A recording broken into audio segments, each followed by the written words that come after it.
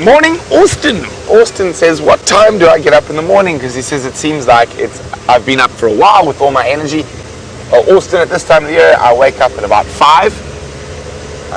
And I come through at about 5:15 from my house to the main camp. And then at 5:30, we're on the vehicles, getting everything ready to go live at 6. But in summer, we can get up as early as 4. So winter's quite nice, we get a bit of a sleep in.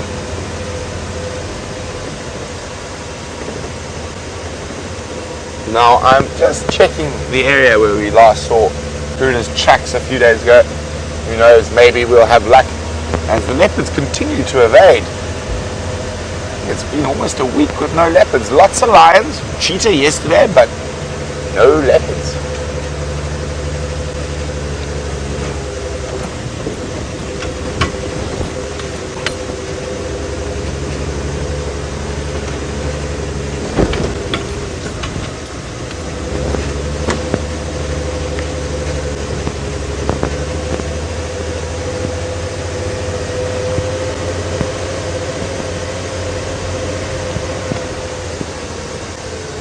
So normally by now it's light enough that we don't need the spotlight. So because of the cloud cover, we do. So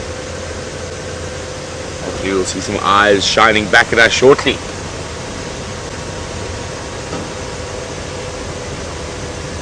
And if we do see any tracks, they're going to be really fresh because they're going to have to be on top of the rain. So within the last 20 minutes.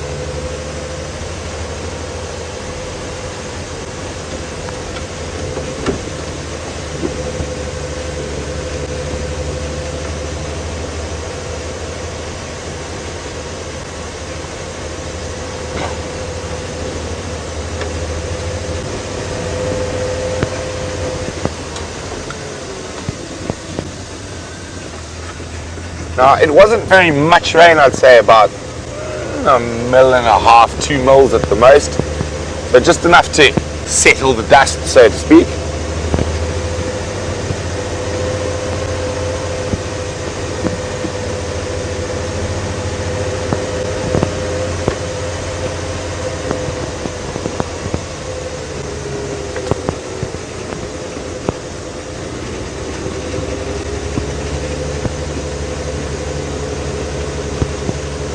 Hi Joey in the land of Oz. Joey says, please could you find me a stork today? And any species will do, but a black stork is my favorite. Joey, the likelihood of us seeing a black stork today is very minimal. They move through this area during the summer months and we are in the depths of winter, although you would never say so with the rain we had.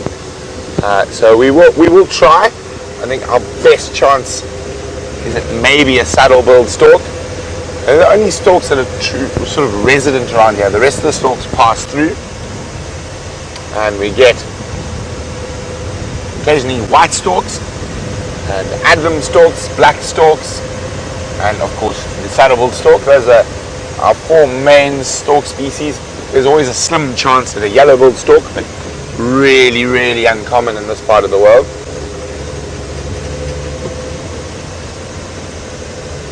And there's also, well, with the lack of water around, it's less likely. There's always a chance that possibly an open-billed stork.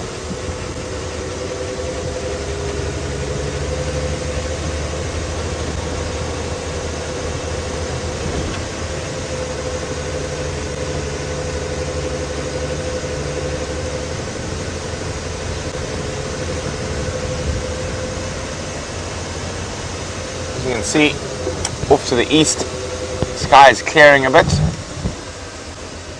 So hopefully it continues to do so. And here we go, you can see the clouds actually moving quite quickly. But if we head a little bit further to the east, or to the south, Dave, and we zoom in there, you see there are still some big clouds around. And that's where the weather's coming from.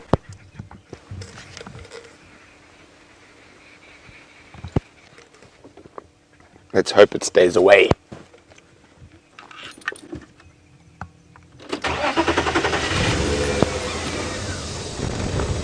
It's not light enough that I don't need this. Just for that half light where you think a spotlight's a good idea, but it's actually not. You can actually see more with your eyes.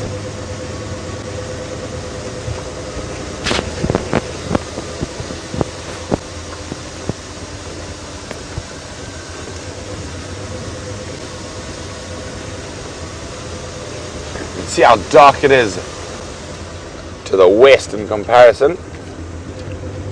I think they're still getting rained on.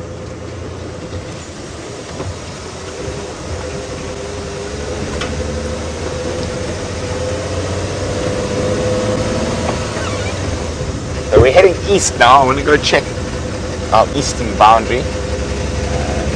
So there were a lot of lion tracks yesterday. Unfortunately, we had no luck with them. But hopefully, fingers crossed, they're abound today.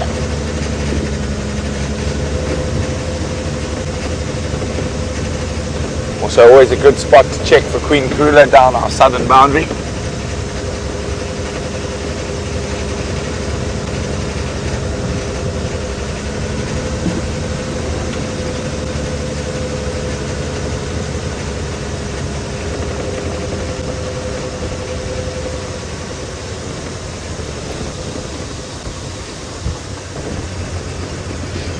So I'm one of those lucky people. So when my feet hit the ground, whether it's midday or 5 in the morning, I'm just as awake all the time. Can be quite annoying for the people who take a bit to get going in the morning, but it's quite a positive if you live out here in the bush and you wake up early every day.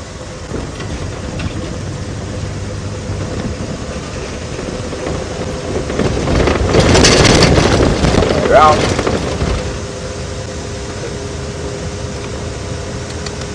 Lovely tea, nice warm tea for a cold morning.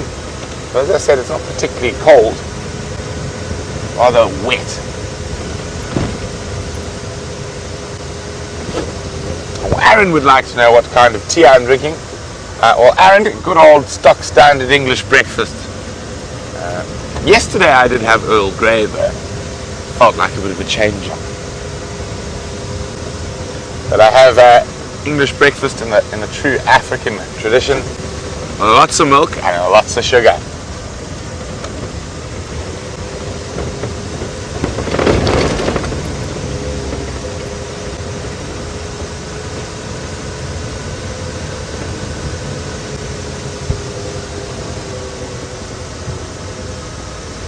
Oh, it's looking promising if we look to the east. Clouds breaking up quite nicely. There you can see there. And you notice how yellow the sunrise is looking as opposed to the deep reds we've been experiencing. Now that is definitely from this little spattering of rain we've had. So when you get those really red sunrises and really red sunsets, it's generally because there's a lot of dust in the air. And of course this little spattering of rain would have settled the dust. And you see it's very yellow in comparison to what it was yesterday morning, for example.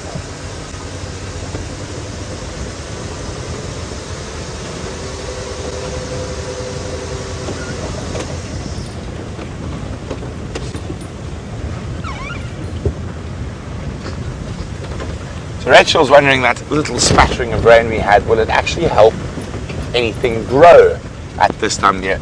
Unfortunately, not really, Rachel. It really just sort of settles the dust. A lion track. Oh dear. Naughty lion. Why are you going that way?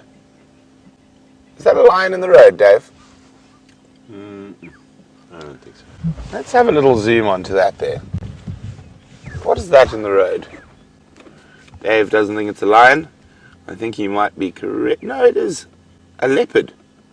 Ha! The leopard darts over. It looks... Who is that? Oh, she's just noted us. It could be Queen Karula. Let's go have a look.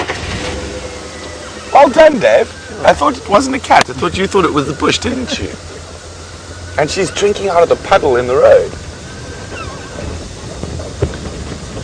leopard drought over! Let's just hope that leopard keeps going that way and doesn't go that way. Is this a slightly damp Queen Karula we're looking at? I think it might be.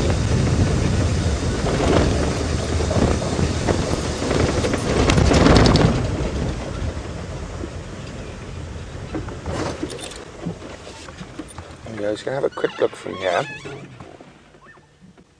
It is a very wet Queen Karula. Look at that, isn't that gorgeous? Having a little drink out of the puddle. You never know when you might encounter an unrelaxed animal and you can't just mosey on up to like we do to a lot of our leopards here.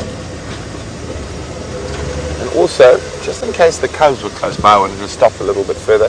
Can't see any sign of them just yet.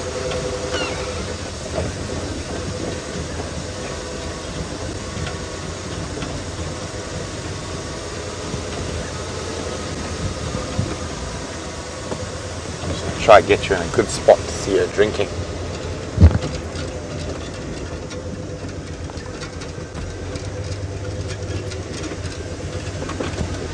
How's that, Dave? Lovely.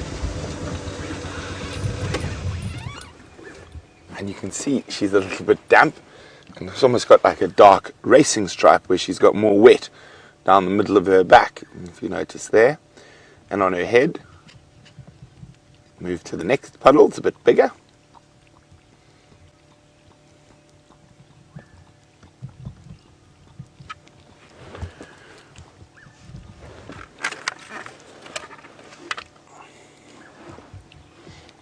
Oh, well, there we go. At least the leopard drought has ended, and who better to end the drought than the Queen of Djuma?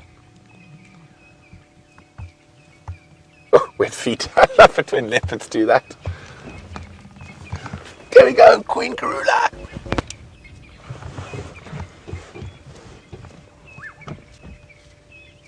Now, hopefully she's heading back to some baby Karulas.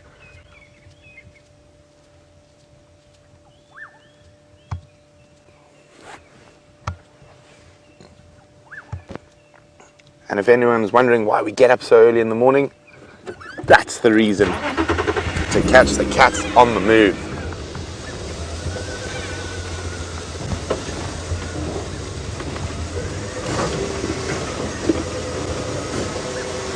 Now, what's amazing is because of the rain, it actually hardens the soil. We would not have even seen her tracks in the low light, and they'd be very, near impossible to see at the moment. So the rain actually doesn't make tracking easier, it makes it more difficult.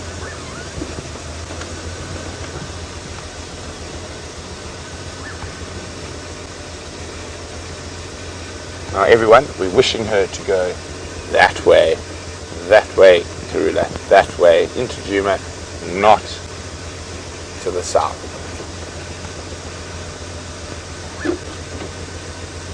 Oh, she spotted some impala down the road. Crossing, there we go, you can see the impala in the distance. And off she goes to stalk now.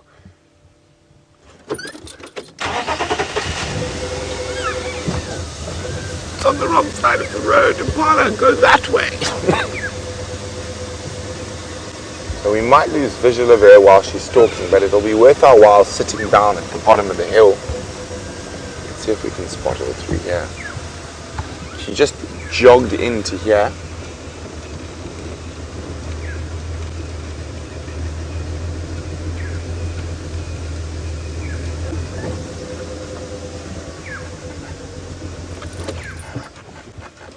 You see her, Dave? Our Karula can move quite quickly. I've seen her do it before. So she could already be this far.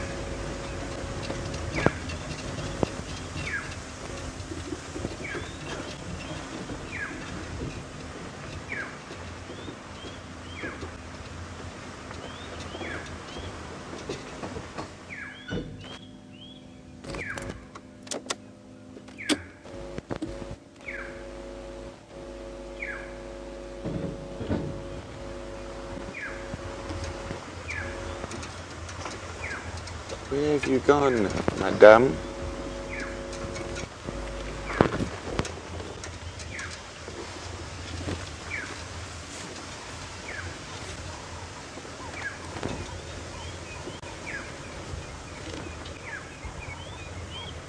The impala just up ahead there. So I think what we're going to do is we're going to pull off the road here. And I'm afraid we're going to have to play the waiting game now.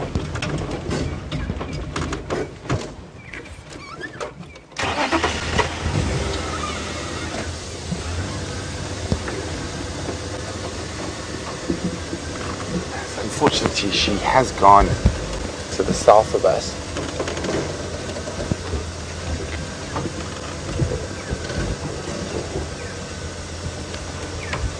Just keep looking into the bush here. What I'm looking for is I'm trying to see that little white flick of the tail.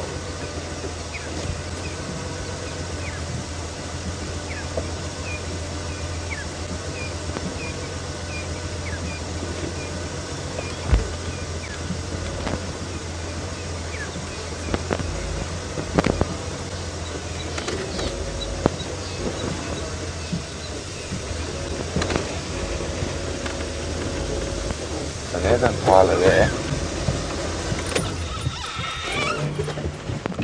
Just on the southern side of the road.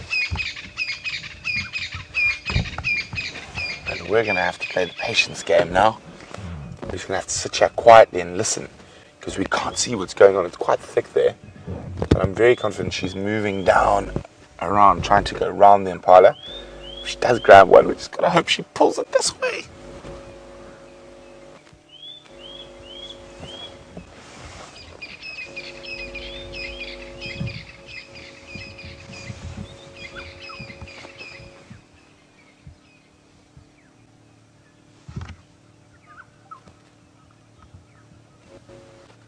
Just listening very carefully.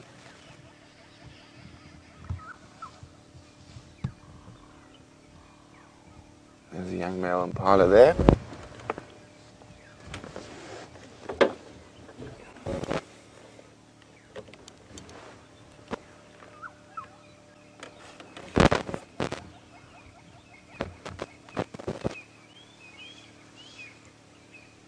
Now, leopard stalks can sometimes take an hour. And she did look like she was quite hungry.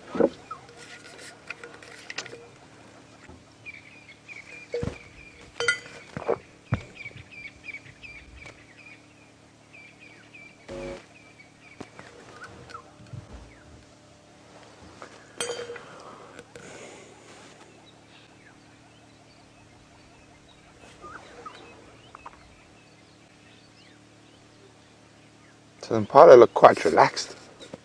They didn't spot her all the way up the road. What I am hoping is I get a sight of her as she's coming down.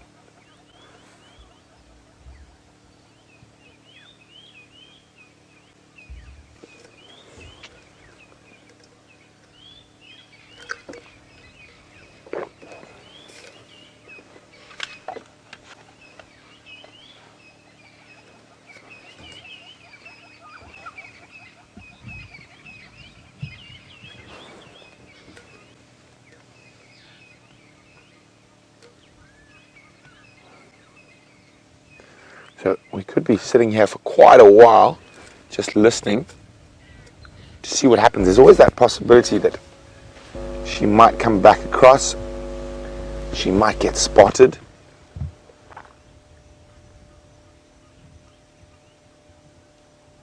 So the last place we saw it was just about there, and she jogged in. So I'm guessing she's going to go like this. And if she doesn't go further south to even try come around the impala, we might get a visual of her somewhere in front of us here. It's a good area for her to hunt, thick bush. Now the impalas will be a little bit damp, and the wet soil will mask the sound of her walking. She's got to make sure she doesn't bump into very wet trees that send all the little droplets shivering down.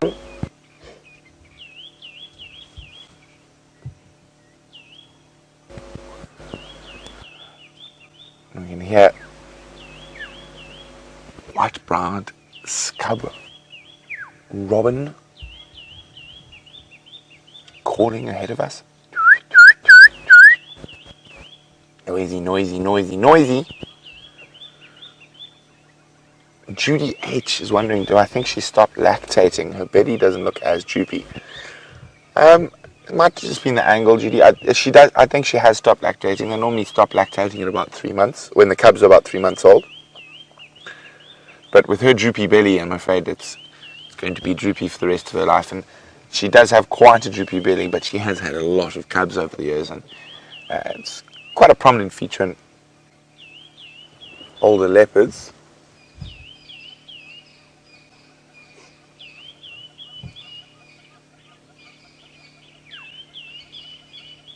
So what I'm also listening for is any little bird that might spot her might also give an alarm call.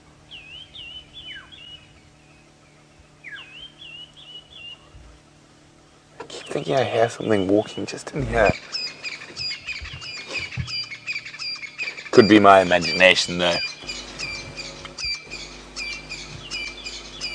Yeah, the Franklins going bananas.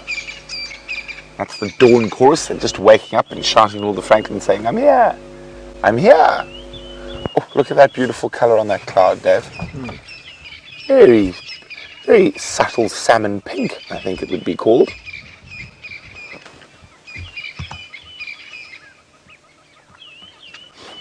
Now that is a cumulus cloud. That's one of the nasty clouds that's bringing rain.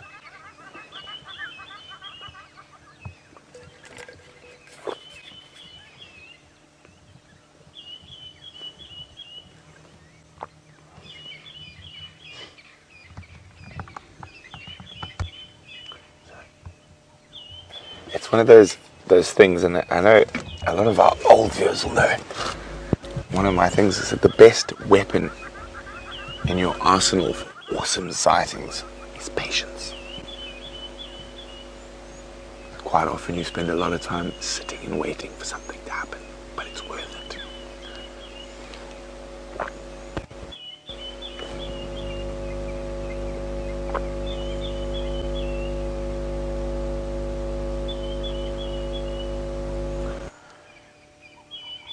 What a way to start.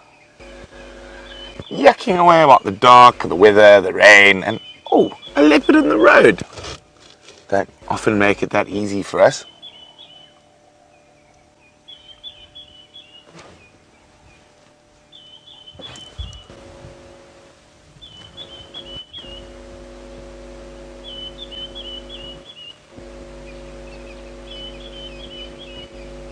Just listening.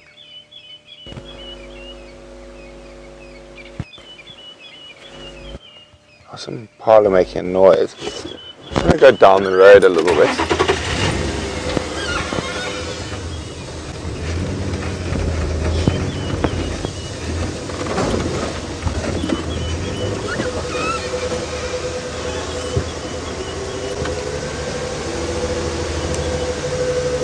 See, some parlour went in around here. There, their footprints in the wet ground.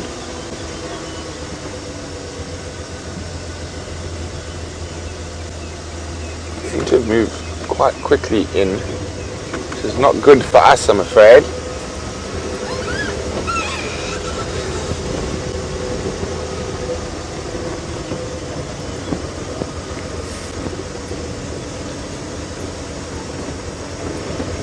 Here we go. Now see them, they've moved out into the open. It's very clever if you're the impala. Gives you less of a chance of a leopard being able to sneak up on you. So there we go, there's an impala there. But there are a bunch of boys, so they might get silly and start chasing each other about. And that's exactly the type of opportunity Karula will be waiting for. Nigel is wondering, do the cats have tactics? Yes, they do, Nigel, but not nearly as complicated and as clever as you would think. Ambush predators basically try get within 5 meters and then pounce. And if you're spotted, walk away.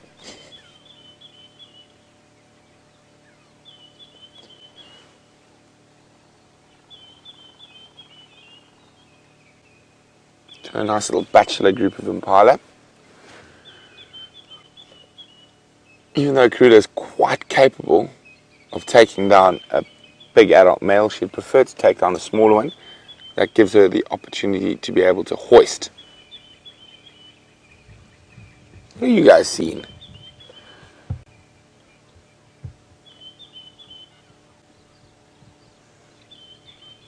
But we're going to keep waiting here. See what's cracking with Karula and the impala. While we do that, let's say good morning to the winter farmer on foot.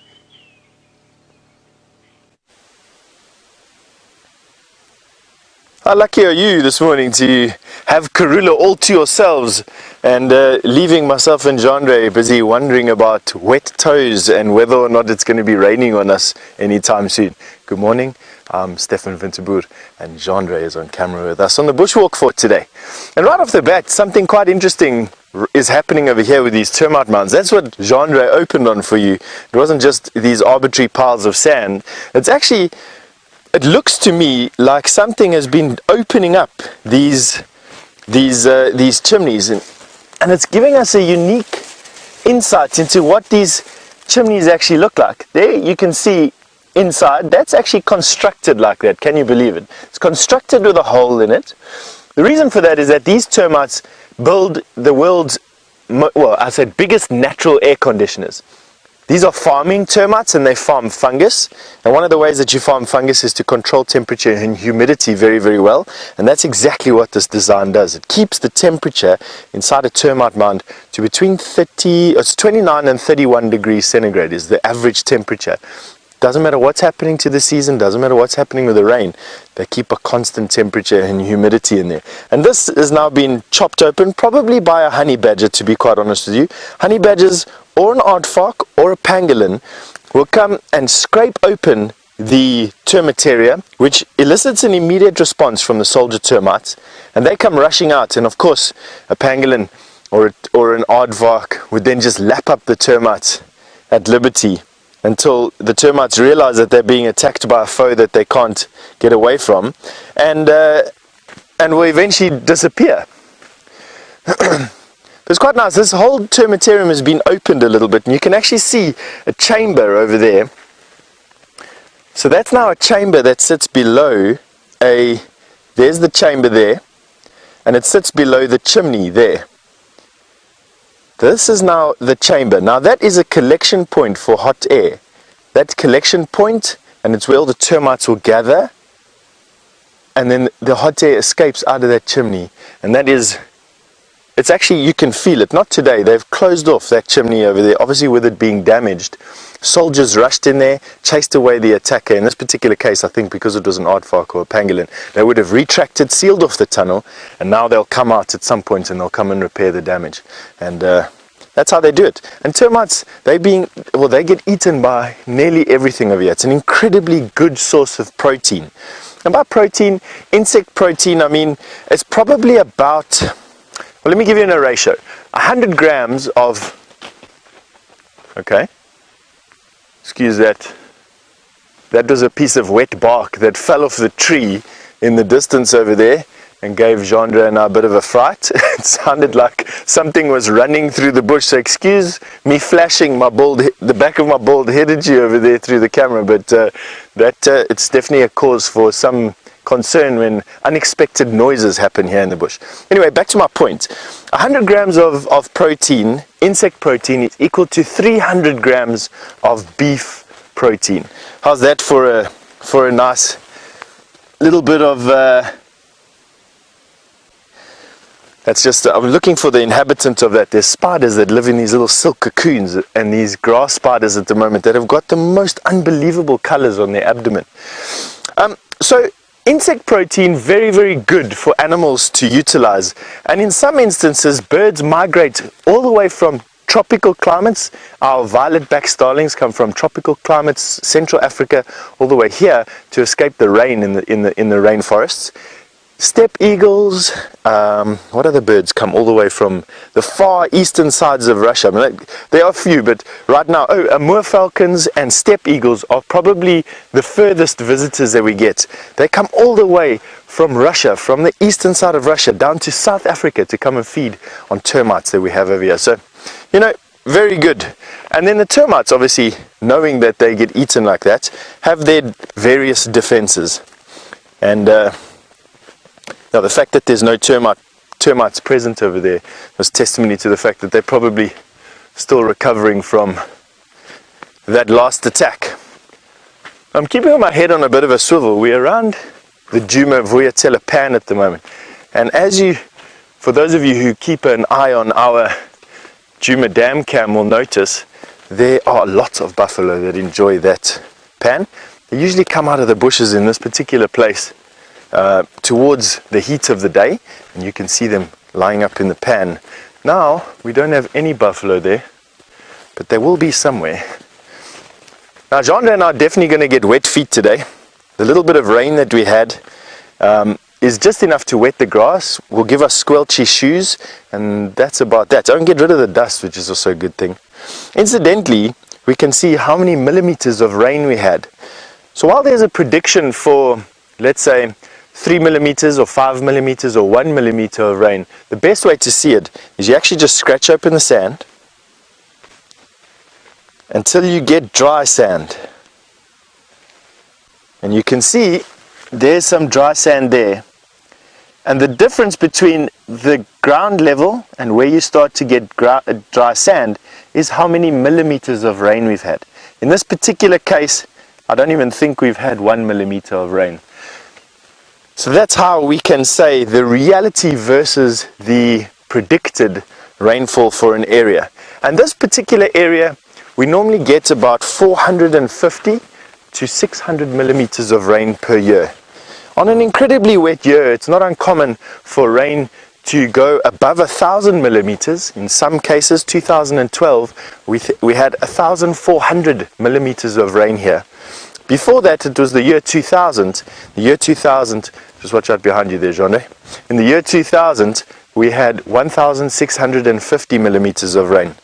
So probably 4 or 5 times what our normal average rainfall is. So here we have some birds. Now birds operate within a very, very strict weight range. All right.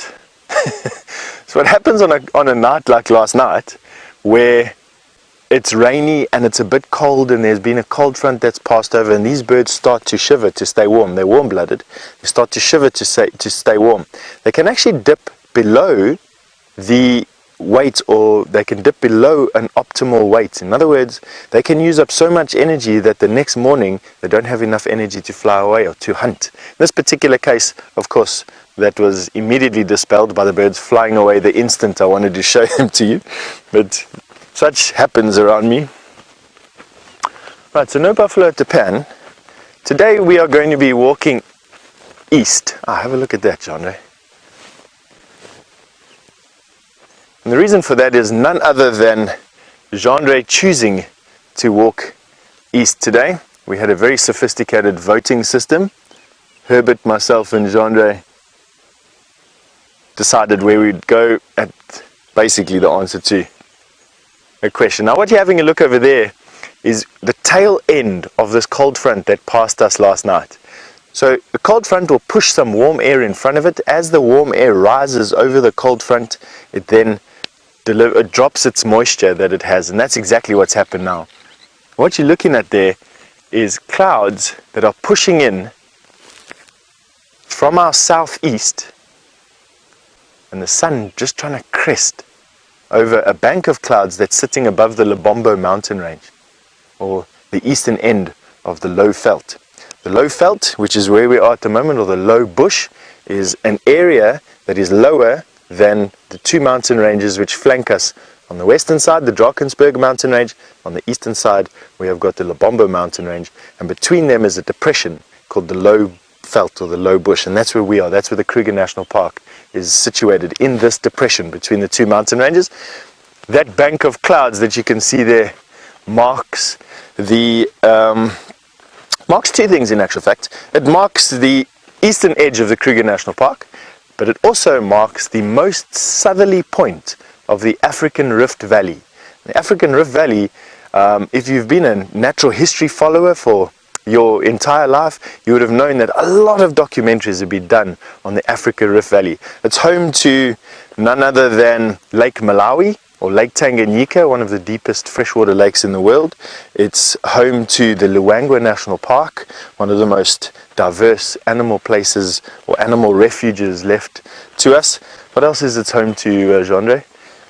The Rift Valley, probably a bunch of people. It was one of the migration routes from Central Africa down to South Africa, or down to Southern Africa, I should say, of people that are today the ancestors of the Zulu people, or the Nguni speaking tribes, at least anyway, that came down into Southern Africa a couple of thousand years ago. All right. Now, on a wet day like today, not much surface water. The surface water would have been sucked up. The surface water would have been Jandre just picking up some travelers on his boot. Not much surface water would have been left. As far as I understand, you're watching Karula busy drinking out of a puddle on the road, and that puddle will disappear quite quickly. It's very thirsty, the bush here at the moment, and unless there's some clay lying in a depression, I don't think that 1 or 2 millimeters of rain are going to do much at all to leaving puddles, at least in the bush.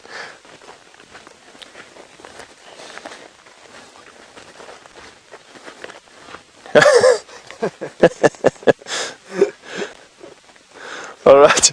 I just want to say thank you, Siberia Zumi. You say that you've just spotted us walking across the open area by the Djuma dam cam, and with the aerial on the back of Jandre's back, you mistook us for a giraffe. That's solely down to the fact that Jandre is about as tall as a giraffe, and then he's still got this massive aerial on his backpack. But with that, we're going to send you back through to Brent, who's got an update on Karula for you. So unfortunately, Queen Karula headed deeper south into Little Gowrie, so we had to leave the area. But look at this. Isn't this just the cutest little fluffy creature we've seen in a while? Baby waterbuck are so fluffy.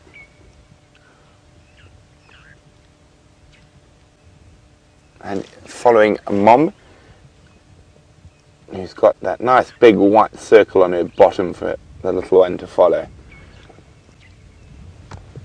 So the white ring on a waterbuck's bottom is a following mechanism, specifically for the young to be able to follow the adults.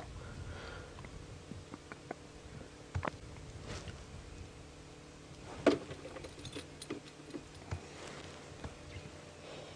can see how they're all puffed up, even more so than usual after the rain. You can see a little bit of damp. So even though it's not that cold this morning, the animals being a little bit damp will be puffed up to try warm themselves.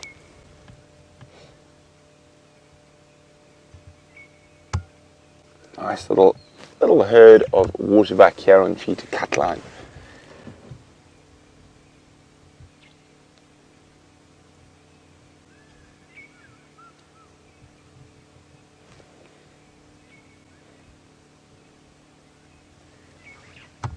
Now they stop and listen before they move into a slightly thicker area, making sure there's no potential predators up ahead.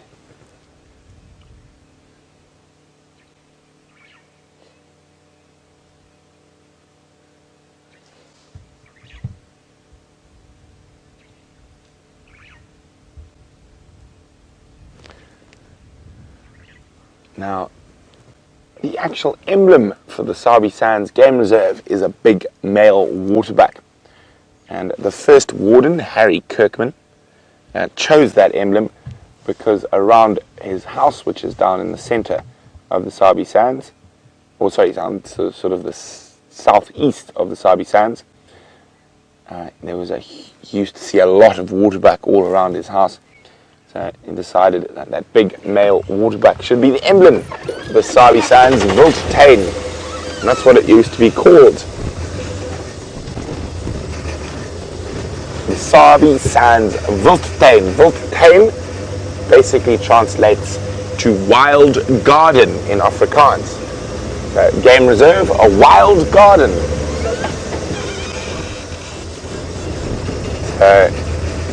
While we continue on along the eastern boundary, I'm hoping for some lion tracks. I have heard they found lions to the south of us, just outside of our Travis area, but the lions have been all over the place.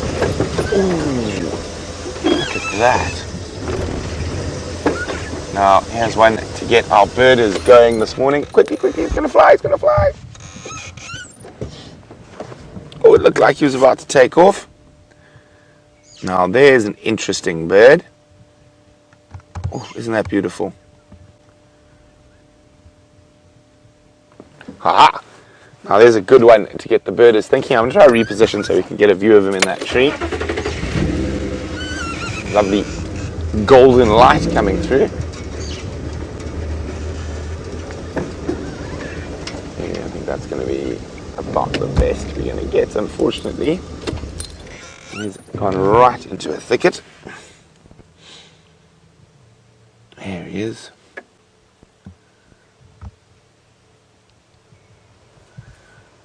You can see all wet. And what it was doing when we first spotted him was drying out, opening those wings. And you'll be very thankful when the sun eventually breaks through to help in the drying process. You can see how it's drooping its wings down, opening them up to try and dry out. Now, this could be quite a tricky bird. It is one we've seen before. Let's see who can figure out what bird this is. If you think you know what bird this is, pop me an email on questions@WildEarthTV or use the hashtag SafariLive on Twitter.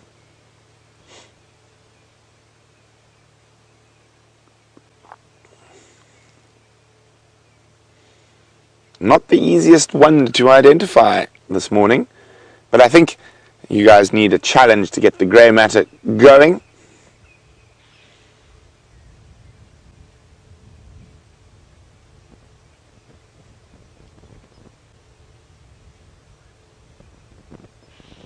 There we go, moving. Have a better look.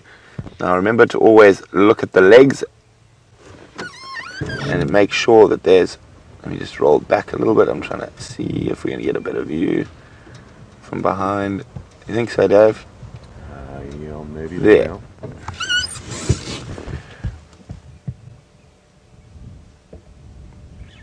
There we go. Now we can see it a bit more clearly.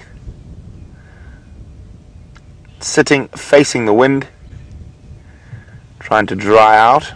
Look at those talons. Oh, that's a one-legged bird now, so I'll tuck that other leg up there. Open wings, using the wind to help dry out from the weather.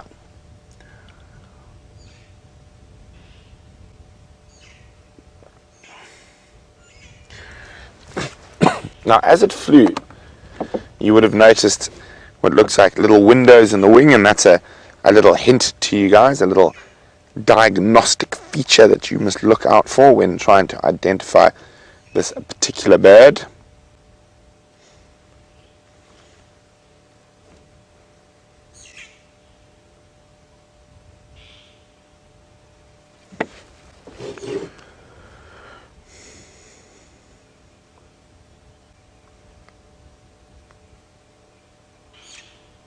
Looking decidedly uncomfortable with life.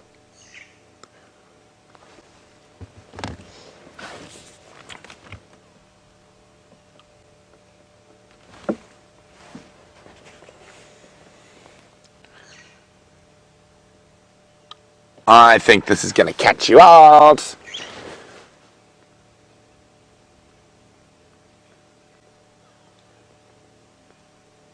while you guys ponder what bird that is, we're going to keep moving. I'm sure you've got enough screenshots and whatnot to try and make your identification now. So let's go see what else we can find here on the eastern front of a Djuma private game reserve.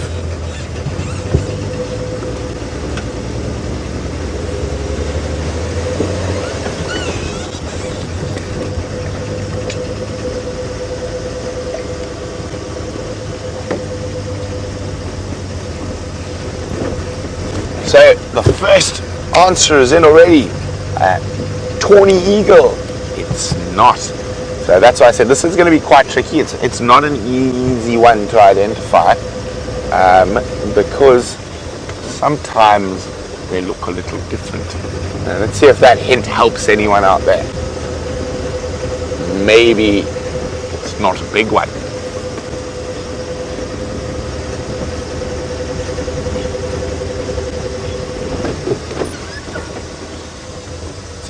Something there. Let's see if we can find the bird that's making that noise.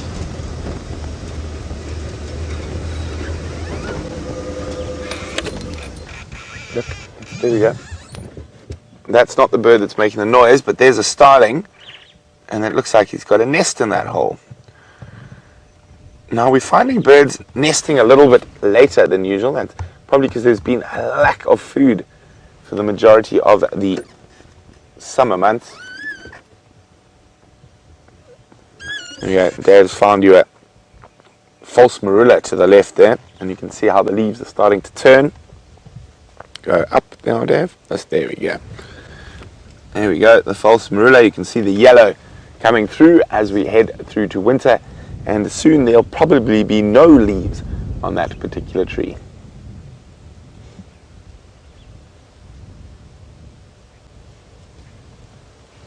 Now, this is the first morning in about 5 days.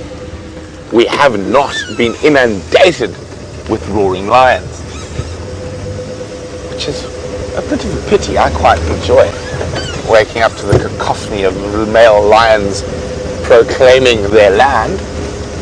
That doesn't mean there aren't any lions around.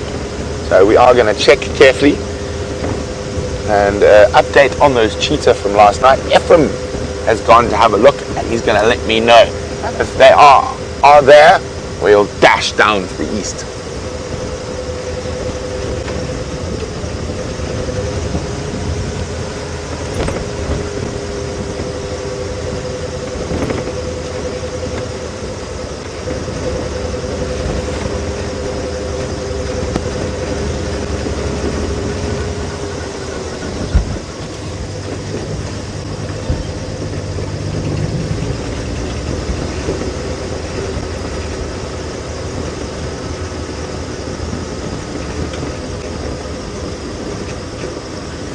So we've got a few more answers for that. A bird of prey we've just seen. Steppe eagle, unfortunately not. They've already left the area. They've migrated back north, back to the steppes of Russia and Mongolia. And another answer coming through, a martial eagle. Too small for a martial eagle, I'm afraid. I told you, I think I might have you guys this morning.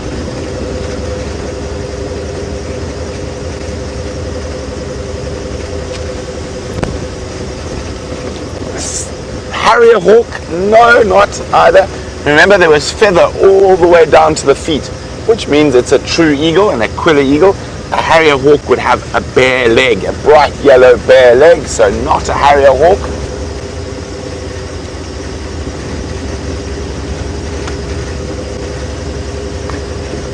Well, it seems like you guys are getting a bit rusty on the birds. Maybe we should have a bird morning after. I mean, we've got the leopard done, you know, moving on. Maybe we should, while we look for lions, do a bit of bird watching this morning and see what we can find. Down the road, no, nothing there.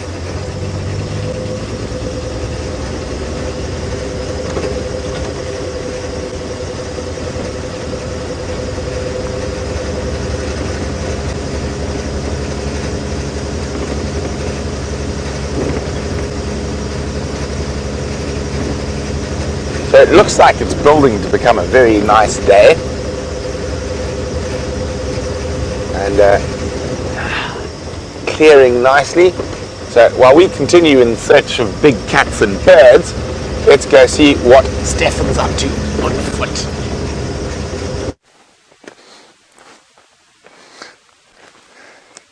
Brent, the ever optimist for the big cats. I must say, he's definitely got the drive that is needed to find these big cats for you. We're just having a meander through, we're having a meander on the edge of this drainage line here, and just having a look. What's striking about this particular place is having a look at the apparent devastation that elephants cause. Right where we are now, you can see that this knobthorn, this young knobthorn, has been pushed over. But in the background, as you have a look up, you'll just see that there's successive generations of trees that have been knocked over and pushed around and broken. And there's this raging debate, it's been going on for years, as to whether or not there's too many elephants in the Kruger National Park, and whether or not conservation efforts over the last couple of decades, coupled with the decreasing area that elephants get to roam around in, is having a negative effect on the bush. And in actual fact, having a detrimental effect on the bush. In other words, reducing the ability of the bush that is left, or the wilderness areas that are left, to sustain the biodiversity that we need going forward. And it's a massive debate that's got people in heated arguments all over the world. I don't know, I think if we had to decide which one's best or which one's not best, would be a difficult thing for me to do. Personally, I like to weigh up my views, weigh up the options on both, and just, take a bit of a step back. I definitely realize that I'm not the cleverest person on the face of the planet, and that my views quite often mean absolutely nothing. But here are the two sides as I understand it. The one is that elephants are in such a reduced number. Excuse me, there was just a purple roller. I'll catch that up with you now. So this is a bird, and I'm going to add it to Brent's bird list for today. That bird that we've got at the top there is definitely one that we don't see that common, and we're going to add it to those of you who are keeping a bird tally. That's a purple roller. Now, color's not that good because we've got those light clouds at the back there, but definitely for those of you who are wanting to do a screen grab, the head markings and the robust nature of that bird is what's giving me its general impression of size and shape. The fact that it doesn't have any tail streamers, you can see that's quite evident on the fact that there's no tail streamers that the lilac-breasted roller has. And European rollers, which it could be confused with at the moment, are not that big. Now, I know it's quite difficult to judge size here with this particular one. Oh, there we go. And he's flown off. So that was a purple roller, for those of you who are keeping the bird counts going, purple roller. Now back to this debate, or this raging debate around too many elephant, too few elephant. What should we do? Should they move elephant into other areas? Shouldn't they do it? I would say that elephant are in such reduced numbers currently that we don't actually know what negative effect they can have on the bush. The other side of the scale is that, or the other side of the story is that we are charged with protecting biodiversity, and if there's a clear indication that animals are threatening that biodiversity, then we should do something to conserve it. And there's evidence for both sides. There's evidence to say that elephants know exactly what they're doing, that they're Mother Nature's engineers. They terraform at a macro level, and that we should just leave them, as is the case with Amboseli National Park, where they left the elephant numbers to do what they wanted to do, and they stabilized over time. People are often using Chobe National Park as an example. The Chobe National Park is enormous. It's one of Africa's largest parks, and the unfortunate thing is that the elephants congregate very close to a little town called Kasani. They congregate there in the dry season, and they're having a massive effect on the local bush, on the local biodiversity. There's probably about 80,000 elephant that occur in probably about a 50 or 60 kilometer stretch of river there. Now, just those numbers. So 50 or 60 miles of river. We'll use miles because I don't exactly know how many kilometers it is, but it's around about that. And then there are 80 to 90,000 elephant that go to the water and come back and go to the water every day. And they're having a dramatic effect on the bush there. So people are using those two arguments. They're saying, well, if we leave it and it goes Amboseli's way, what's to say that it's not going to go the Chobe National Parkway and have such a massive effect on the biodiversity of the Kruger Park? And to be honest, the biodiversity in the Kruger National Park is higher than any of the other national parks I've ever visited myself. It's one of the key features of the Kruger National Park is its biodiversity. There's a big stump behind you, Jandre. Sorry, Jandre is walking backwards while he's filming me. He does it the most athletic way possible, but he doesn't have eyes in the back of his head. He uses me for that. I have to tell him every now and again. So Red's just noticed that obviously with me walking into the camera, Jandre has to be walking backwards, and no, he doesn't have eyes in the back of his head or a rear view mirror. He does this with his feet. Let me show you. So while he's busy filming like this, he will be walking like this with his feet, trying his best not to trip over all of these obstacles, and then trusting me implicitly to let him know when he was going to get himself into trouble. Look, I keep it in reserve tank that I don't have to tell him these things, and that it's at my discretion that he doesn't fall on his back. Alright, I just want to share this big tree with you. It's a jackalberry tree, and a very majestic example of a jackalberry tree. It's just a peace around big trees like this. For those of you who watched yesterday, I gave a big tree a hug. Can't even remember what species it was right now. It was only 24 hours ago. My short-term memory is going crazy. But anyway, it was a very big tree. And I very rarely do I pass big trees like this without taking some note of it. And this is a prime example of a jackalberry tree, one of the tallest trees that we find in the Kruger National Park. They get to about 25 meters tall. The tallest tree in the Kruger National Park is actually a matumi tree, but we don't have too many matumis over here. The closest I've seen a matumi to where we're standing right now is close to the Sabi River, about 40 kilometers away. But the tallest trees in matumi, they grow 5 meters taller than this one. This particular tree is probably in the region of about 20 meters tall.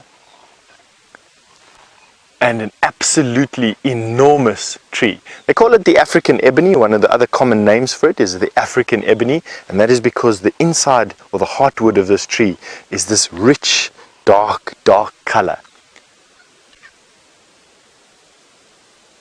Beautiful, eh? Anyway. Let's carry on. Justin has asked me a nice question about what is the hardest animal to track in the bush. Justin, if we just stick to, and we don't bring in everything into the bush, if we just stick to the animals that we most commonly find out here, I think the hardest animal to find would be a leopard. Friends of mine who are gifted trackers, almost exclusively all, test themselves against finding leopard all the time. I think it would be more difficult to find a pangolin or to find an aardvark or to find a hedgehog or a striped polecat, but they're not difficult to track, these animals. Leopard move relatively far distances quite quickly. They can also learn, and so when you're tracking a leopard, you're not just tracking an animal, you're tracking an individual that has the ability to learn and adapt, and they learn and adapt to their area. And I think it's, at least anyway, the way I understand it from what they say, that's one of the challenges with being an advanced tracker, is to try and put yourself against something that's got an intelligence. Now, there's a big hole there, Jandre. Now, when you talk about what's the most difficult animal to track in the bush in its entirety, okay, we've got some oxpeckers that are busy calling, and through the bush I'm just getting this movement. Now, I did spot the legs of a giraffe running off there in the distance. I think we disturbed it coming down into this drainage line, busy talking as loud as what I was. But in any case, let's see if we can go around and get a view of him. Now, the most difficult animal I think to track in the bush, all things considered, would probably be a person. There's a very obvious poaching element to the Kruger National Park at the moment. Everybody's well aware of rhino poaching reaching some of its highest levels since the 1980s. And some of my friends who are gifted trackers have gone into man tracking, have gone into the art of tracking man. And these trackers, some of the best in the world, are finding it so difficult to become man trackers. And they reckon that it's some of the most fulfilling tracking is to be able to put yourself against the intelligence of a human being. Now, I'm just getting these glimpses of these giraffe that are busy moving over in this direction over here. Can just hear them as well. Very difficult for me to share this with you because for you it's just a wall of green. For me, I'm hearing the oxpeckers. I'm almost feeling the feet of the giraffe as they're running across this wet earth. But we'll see if we can get a little bit closer without them running away. They're going to be so super alert at the moment. It will be tough, but nevertheless we'll give it a bash.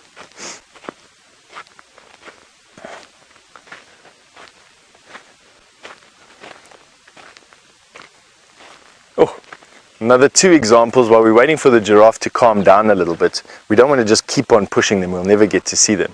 But we've just seen a massive jackalberry, and now I want to share with you two other trees that are in prime form. The one that on the left hand side, the one with the yellowy leaves, is a false marula. And the one on the left hand side is a tamboti tree. Now this tamboti tree was injured as a very, very young sapling, right close to its base, and that's why you've got two trees growing right next to each other. When you chop a branch at a young age, a sapling, it almost always splits into two. So what's happened here is this tree was injured, probably by an unsuspecting animal just coming down, moving onto these animal paths, and as it grew up it split into two and then ended up branching into this absolutely beautiful tree. You can see why they were so highly prized for their timber. They're a protected tree in South Africa. You can't chop them down in any area without a license, and very, very strict restrictions are placed on the use of this tree. But it's a beautiful example of a tamboti tree. And then the one on the left is probably, I'm going to say it, the largest lanier that I've ever seen. Sorry, excuse me, the one on the right. So yeah, that's just me.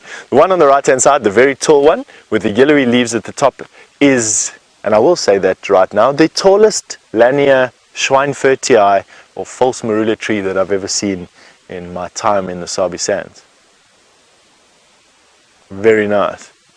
And on that note, while we carry on exploring for these giraffe and while we carry on looking for these giant examples of trees, we're going to send you through to Brent, so I'm sure he's got an update for you. So the weather has changed considerably since you left us, and we actually got some rain. And I'm going to turn around now, have a look, and you can actually see the rain coming in across to the south. And see how the clouds have built, and you can just see the rain coming through there. So we're heading north away from it, trying to run away from the rain, but unfortunately it will catch up with us at some point.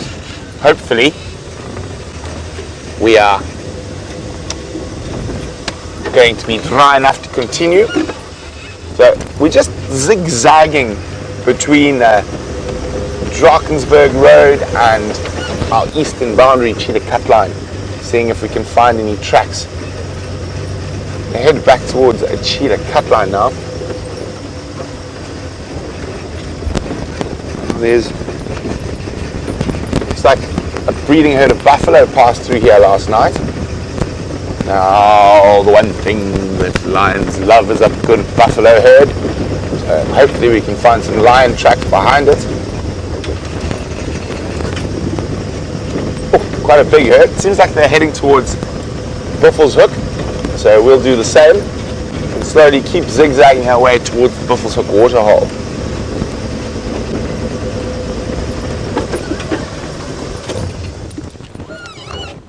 And there we go.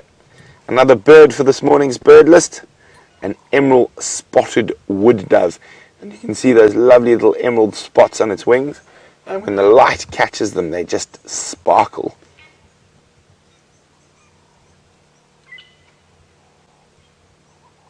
Very cute little bird. But a big well done to Diane, Joanne, and Bev, who got that raptor correct. It was indeed a juvenile African hawk eagle. There we go. So there's the adult, and there's the juvenile, which we saw this morning. A juvenile African hawk eagle. Well done, guys. It wasn't an easy bird at all.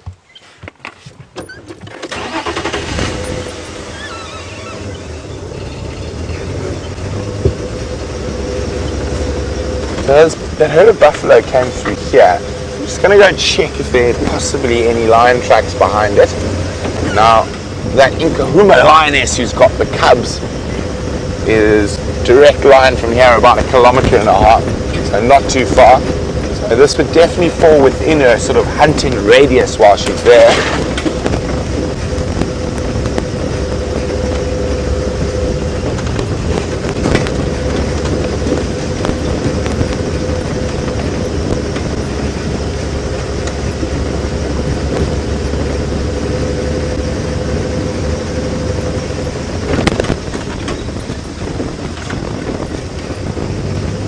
Sign of any tracks, unfortunately. Dave just wiping away some of the rain spots off the lens.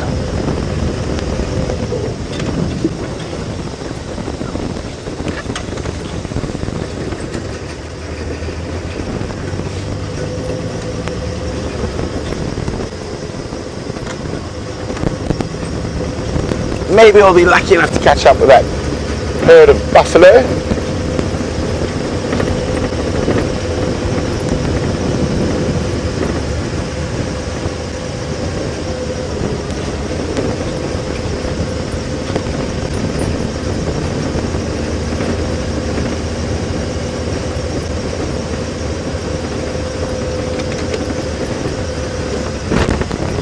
So Dina's wondering, is there any updates on Shadow and her cub? So not yet, Dina. I haven't heard anything. I don't think anyone's seen her for quite a while. But as soon as we do get an update, I will let you know.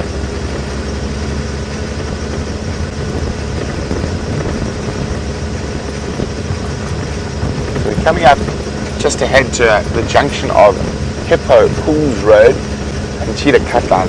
And for some reason, that is a sort of major highway for the cats in and out, both leopard and lion. So always check carefully around there. Now we've got to look a little bit more carefully because of that little bit of rain this morning. We're not only looking for tracks on top of the rain, we're looking for tracks under it as well.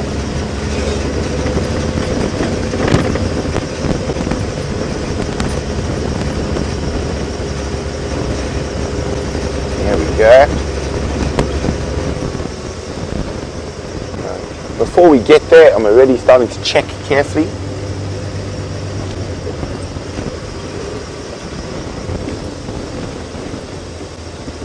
Just a hippo was walking before the rain, tracks I can see.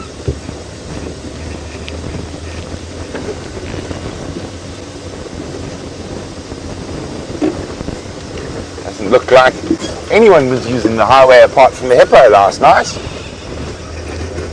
Look how absolutely gorgeous when the sun breaks through this cloud, the light is. And unfortunately, the rain is coming from that direction. Just a slight little drizzle at the moment.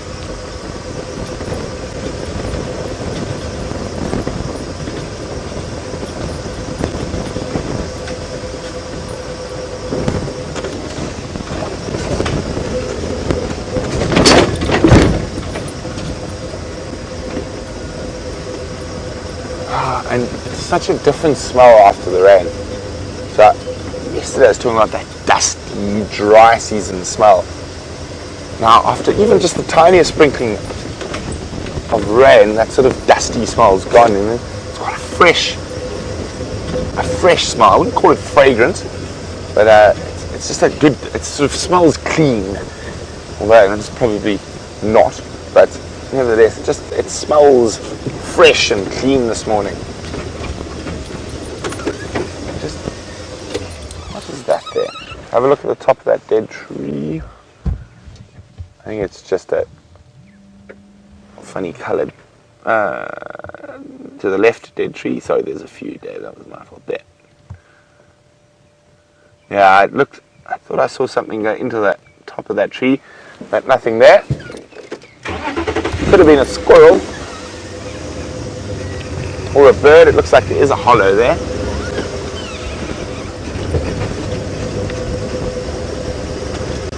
So this road leads right to the Buffalo's Hook. Sorry, let me rearrange my seat there. Right to the Buffalo's Hook waterhole, and we're going to go have a quick squiz around there before heading further to the west and checking the boundary to around Sydney's dam. That's where the Ngumas were last, but further to the north of there.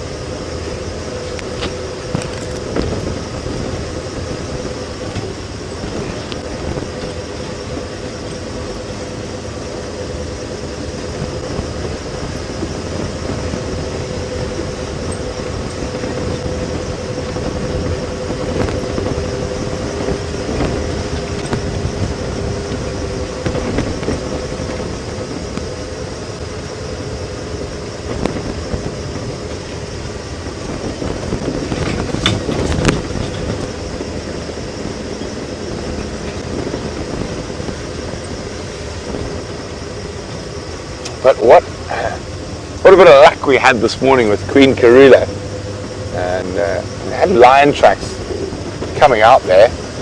Just saw something slightly cat-like in the road up ahead. Dave thought it was a bush, of course, didn't you, Dave? Yes, Yeah. I did. But yeah, very and awesome to see her drinking out of that little puddle in the road, and hopefully she has some luck with those impala. They went further to the south, so she followed them. Well, just to keep the bird list ticking over, one of our more common species, and another part of the same family as the little emerald spotted wood dove we just saw. There we go, a Cape turtle dove.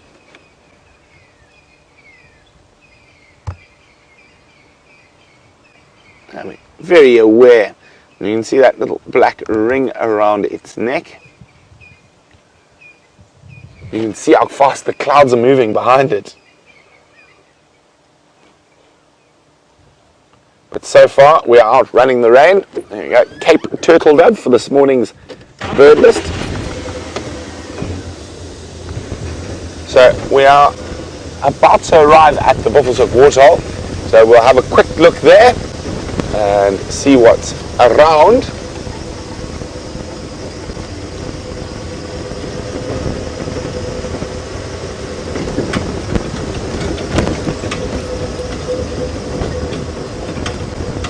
No tracks just yet.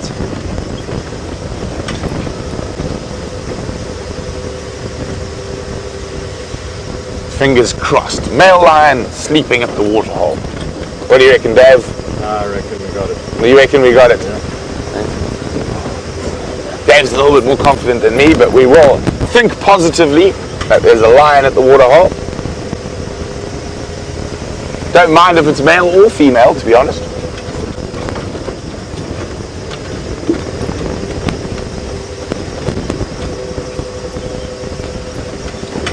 There we go. As we come down towards the waterhole.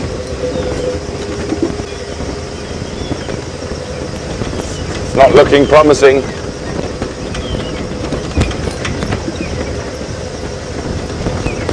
And there is the hippo.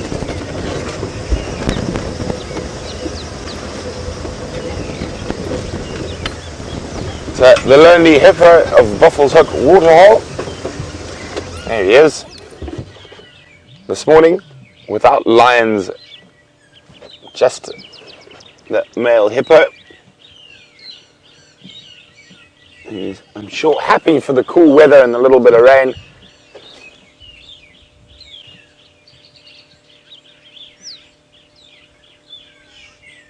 While we leave the hippo to doze on in the waterhole, let's go have a look at Steph, who's got some incredible trees to show you.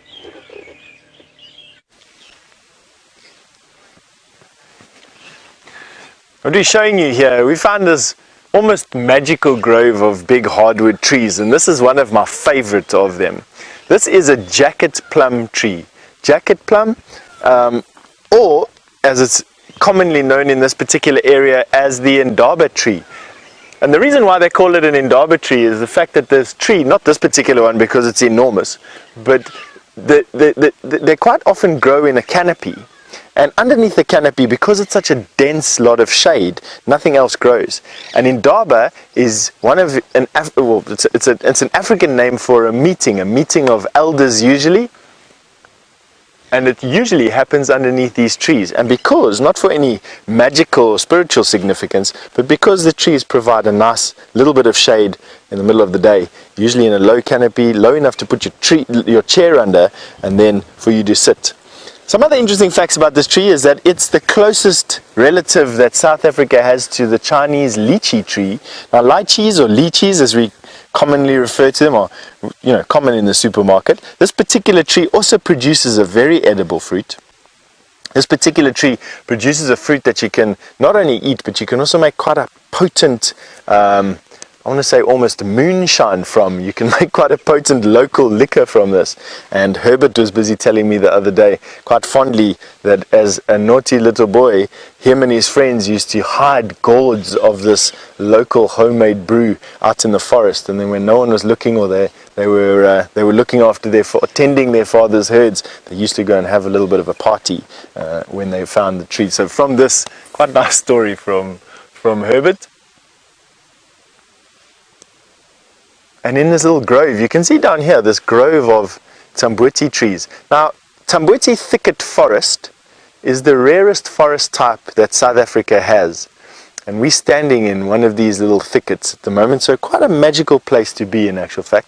The reason why they're so rare is that the Tamboti wood is incredibly valuable on the hardwood market. And unfortunately, most of the Tamboti thickets were chopped out in early years before legislation came in to protect these trees. Now South Africa has probably a list of about 50 or 60 protected trees, of which about 12 occur in the Kruger National Park. That Tamboti tree is one of them.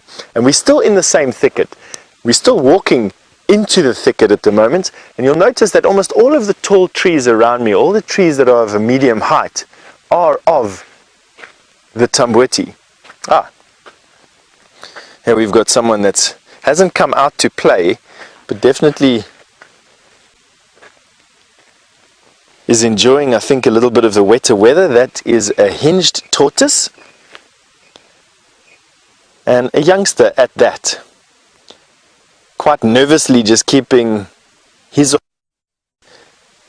covered. Now, they will be going into a dormancy period quite soon, and they don't hibernate. There are very few animals in South Africa that hibernate, but what they will do is they'll go into a dormancy phase during the coldest times of the year and when there's not that much vegetation or water around.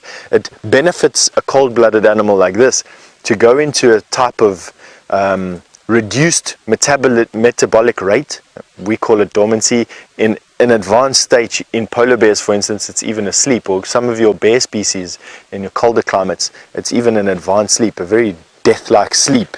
But these tortoises just go into an inactivity period. They save what reserves they can, and as soon as it starts getting wetter and as soon as vegetation comes out again, they'll come out and we'll start seeing them a bit more frequently. These areas are just absolutely fantastic.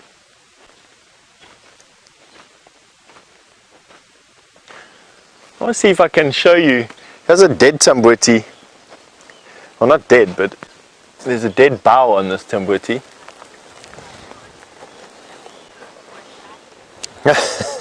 Anna Marie has asked me if I can find a centipede or a baboon spider. Anna Marie, I'll try my best to try and do that for you. In the meantime, I want to try and see if I can show you why this particular hardwood, the Tambweti wood, is so valued on the hardwood market. I'm going to just take my knife, and I'm going to, without chopping my fingers off, try and expose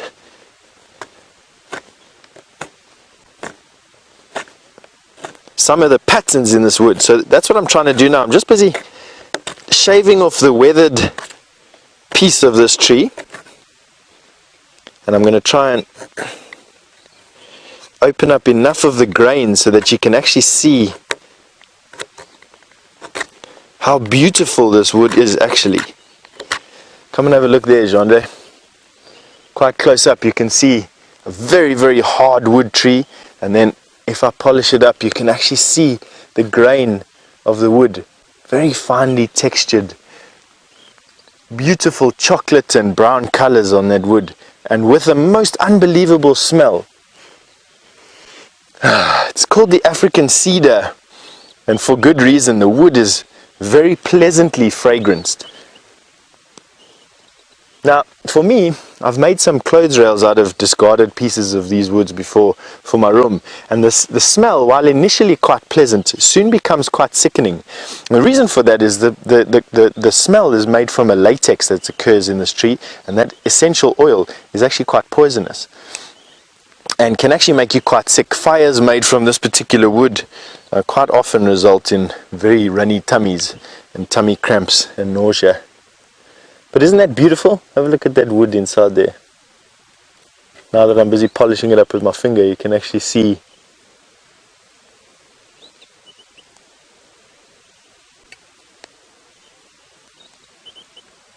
how fantastic that is. A little bit difficult to see in this light, I know, but anyway. The Tambweti or African cedar. Very, very hard.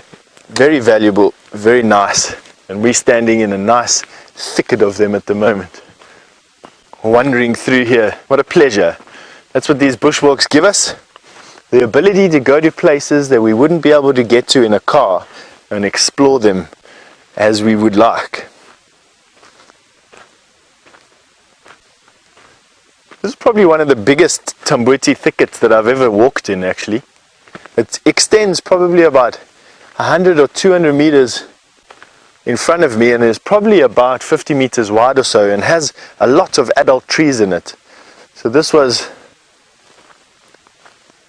I wonder what happened over here.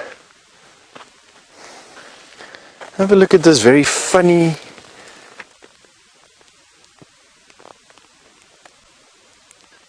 this tree has been, this is a young Tambweti, and this tree has been damaged. Its bark has been damaged by something that looks like it was chewing on it. Now, it smells quite weird. Doesn't smell very fresh, but I'm judging from the breakages that we see here. You can see that this guarri has been snapped.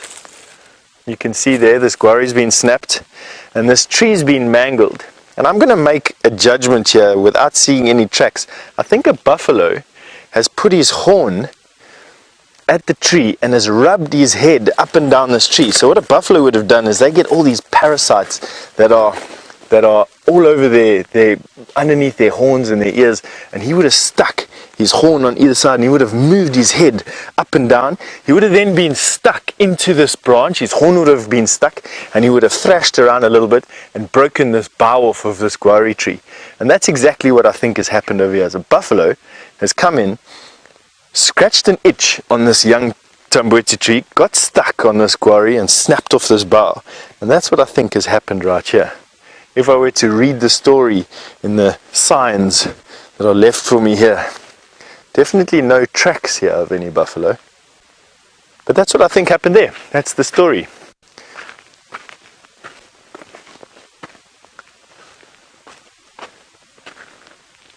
So many animal paths here.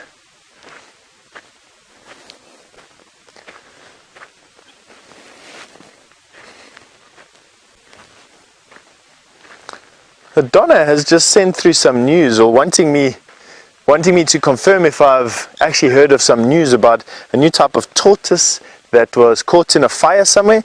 I haven't, Donna. If you'd excuse me, I don't get much news out here. I haven't heard of that story at all, but you're welcome. If you want, take a screen grab of the article, or you can post it on our website, I think. You can, or send it through to the email that we have. We have an email called, or use questions@WildEarthTV. You can send it through there and we'll share the details on whatever social media we can. Be nice to share. I didn't know about that at all. But then I don't know about much that goes on in the real world, to be quite honest. When we're out here, we're quite remote from everything else, and it's like a soap opera, you know. You touch base every few weeks, and nothing really changes, and so you have no motivation for actually keeping current. But you do miss these little tidbits. In any case, Brent is standing by to give you an update on what he's been up to. I know he was at Buffelshoek Dam, and I'm sure he's got another update for you.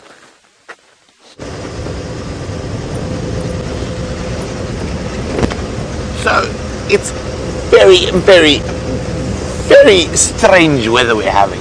It has now changed. It went warm, it got cold, started raining, now it's cold again, and very few animals about. So we're going to go check around Sydney's waterhole. So the Nkahuma lions were last seen in that general area. When I say general, very general, but to the north. So who knows, maybe they came south last night. And of course, quite difficult to see tracks after that little bit of rain. We're keeping away from the weather. It's coming from there. So we're being pushed into the top corner of Djuma, and hopefully the rain does stay away. And it's so strange. We've got this bright blue sky above us, and then literally just clouds everywhere. Sorry on this. Andrew is just asking for an update. Morning, Andrew. No updates from Vuyatela. I've checked Cheetah and Buffelshoek Dam, and now about to head towards Sydney's. So hi, Brent. Yeah, the east, just have a fighting down to the south higher.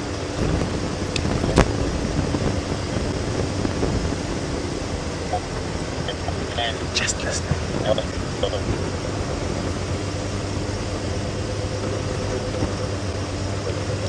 Kobe, thanks very much. So, amazing pair of lions on Cheetah, a herd of buffalo on Cheetah Plains, and an elephant bull somewhere in Torchwood. And speaking of elephants, wow, naughty elephant has decided to block one of the main access roads. This is at the Buffelshoek cut line, and this elephant has pushed over a whole red bush willow. And Dave and I, even though we are wonderfully strapping and strong, are not going to try and move that one. It's a bit big. We're going to have to go round.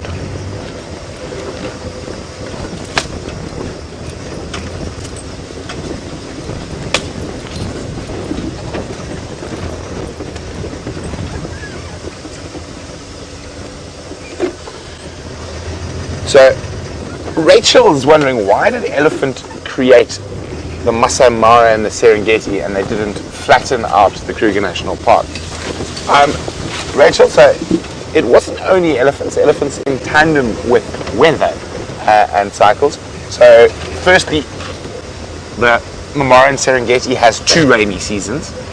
So there's a lot more water there. So grass prefers wetter climates. So there you have inundated areas that are too wet for,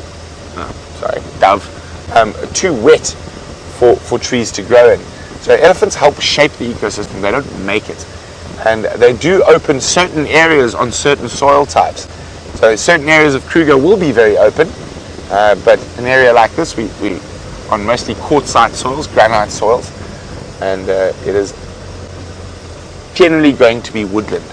And if everywhere was grass, it wouldn't be that interesting, would it? So there's different areas and different, the water table often has a lot to do with how open an area is, also the type of soil, and the elephants will definitely open up quite a lot of where we are this year due to the drought and during the lack of grass. They're going to be feeding on a lot more woody plants, so they will open it up to some degree, but never to the likes of the Serengeti or Mara.